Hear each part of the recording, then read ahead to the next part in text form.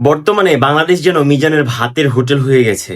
যে মিজান অবৈধ স্থাপনায় তার দোকান নির্মাণের জন্য সিটি কর্পোরেশনের পুলিশের গায়ে হাত দেওয়ার জন্য জেল পর্যন্ত গিয়েছিলেন, বর্তমানে ঠিক তাকেই বড় গাড়িতে করে গলায় মালা পরে আবার বরণ করা হচ্ছে। এজন্য নতুন এক নেতা পেয়ে গেছে বাংলাদেশ।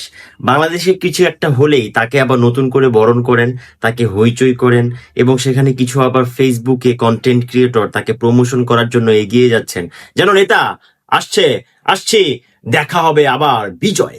তো প্রত্যেকজন যেমন নেতা হয়ে যান।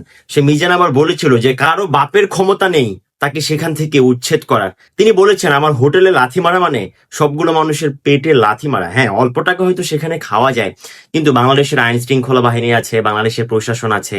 অবৈধ স্থাপনা একসাথে কিছু মানুষ আসলে আহার অল্প টাকায় খাওয়ার সুযোগ পাচ্ছে। অবৈধ স্থাপনা কিন্তু অবৈধ স্থাপনা, আপনি যত যাই করেন না কেন, যত আপনি গলাবাজি করেন না কেন, অবৈধ মানে অবৈধ। কিন্তু এখন এটাতে করে আবার অনেকে আমাকে গালাগালি করে বলবেন যে ভাই কি হয়েছে আপনার, এত জায়গায় আবার অবৈধ স্থাপনা আছে, আপনি সেটা নিয়ে কথা বলছেন না কেন? হ্যাঁ, সেটা নিয়ে কথা বলা যেতে পারে। যে কোনো জায়গায় অবৈধ মানে অবশ্যই সেটা অবৈধ, তো সেটা মিজানের ভাতের হোটেল হোক কিংবা অন্য কোনো জায়গা হোক। বিশেষ করে মিজান ইতিমধ্যেই বিভিন্ন মানুষের পরিচিত হয়ে গেছে, তো অন্যান্য মানুষ যারা আসলে দেখবে যে মিজানের কাজ করছে তারা কিন্তু উদ্বুদ্ধ হবে। তো সাদাকে সাদা, কালাকে কালা বলতে হবে। তো এই ভাতের হোটেল নিয়ে আবার সবাই পাগল হয়ে যায় না।